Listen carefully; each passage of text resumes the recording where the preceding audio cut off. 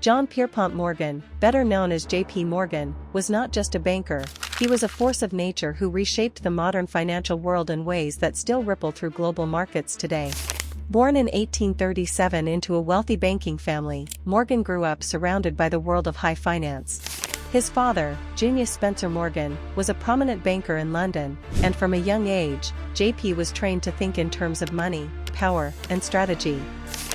He was educated in Europe and later worked in his father's firm, where he absorbed not only the technical aspects of finance but also the political and personal maneuvering that often determined success in the banking world.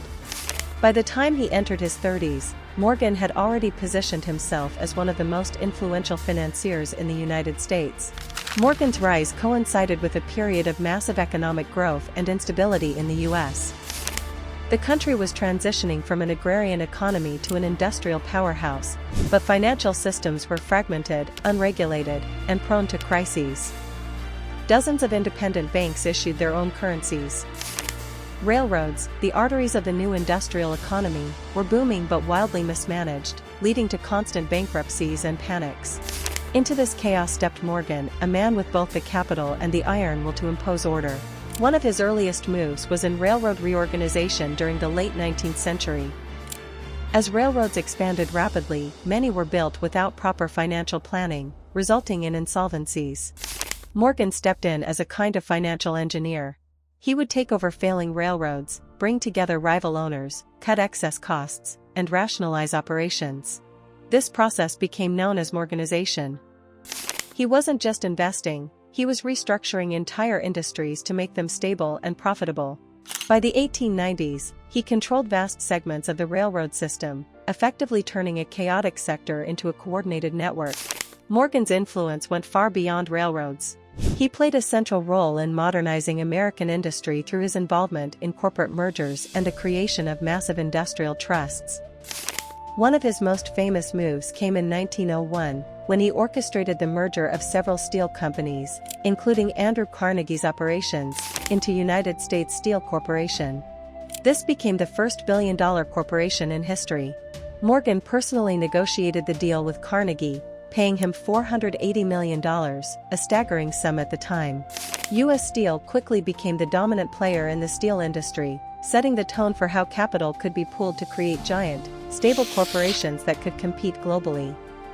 In doing this, Morgan helped establish a model for modern corporate finance, using investment banking to merge companies, raise massive amounts of capital, and stabilize industries through scale. Perhaps Morgan's most dramatic impact came during financial crises.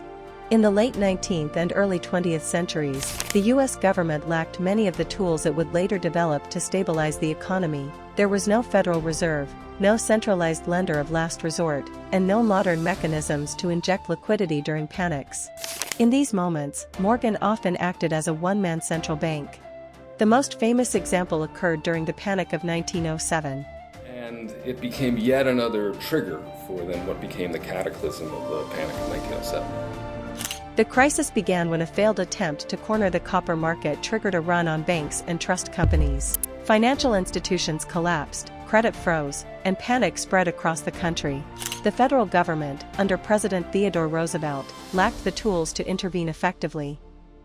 J.P. Morgan took charge. He gathered the nation's leading bankers at his library in New York City and locked the doors until they agreed to coordinate a massive infusion of capital to stabilize the system.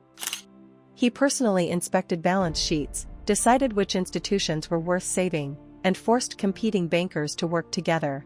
His leadership restored confidence, stopped the panic, and arguably saved the American economy from total collapse.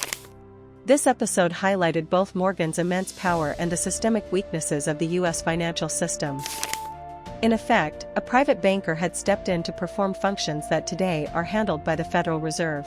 His role during the panic led to public debate about whether such power should rest in private hands. Many admired him for saving the economy, but others were alarmed that one man could wield such influence over the nation's financial fate.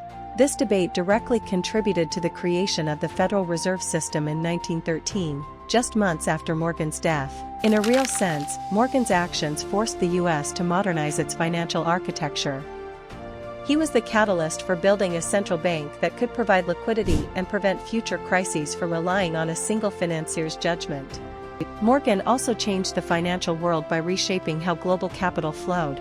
At a time when the United States was emerging as a global power, Morgan served as a bridge between European and American finance. He arranged massive loans between European investors and American companies, helping to fund industrialization and expansion. His firm underwrote bonds, facilitated foreign investments, and acted as a trusted intermediary. This international network helped position New York as a rising financial center to rival London. By the early 20th century, J.P. Morgan and Company was not just a powerful American bank, it was a central node in the global financial system. Beyond his economic interventions, Morgan left a legacy in the way finance itself was conducted. He was instrumental in professionalizing investment banking. In an era when many financiers operated like gamblers, Morgan brought discipline and structure. He demanded accurate accounting, stable management, and rational planning from the companies he invested in. His reputation was so strong that his personal backing of a company's bonds or stocks was enough to reassure investors. "If Morgan says it's good," was a common saying on Wall Street. His personal credibility became a financial instrument in itself, setting the standard for modern financial due diligence and trust in banking institutions. J.P. Morgan's influence extended to culture and politics as well. He was known for his art collection, philanthropy, and political influence, often working behind the scenes to shape policy. But his power also drew scrutiny. The Pujo Committee hearings in 1912 investigated his banking empire, accusing him of creating a money trust that controlled vast sectors of the economy.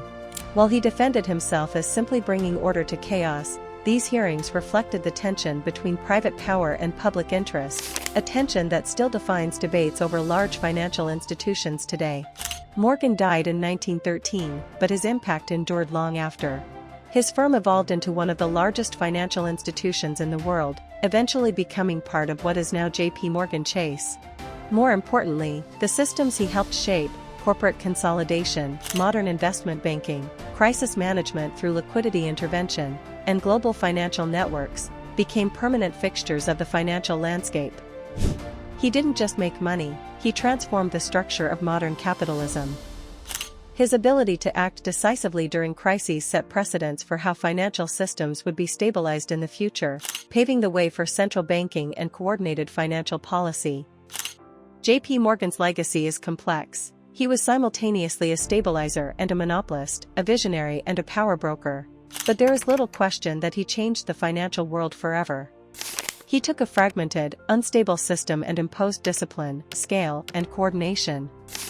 He merged industries into powerful entities, acted as a central bank before one existed, and linked the U.S. to global capital flows in ways that positioned it for 20th century dominance.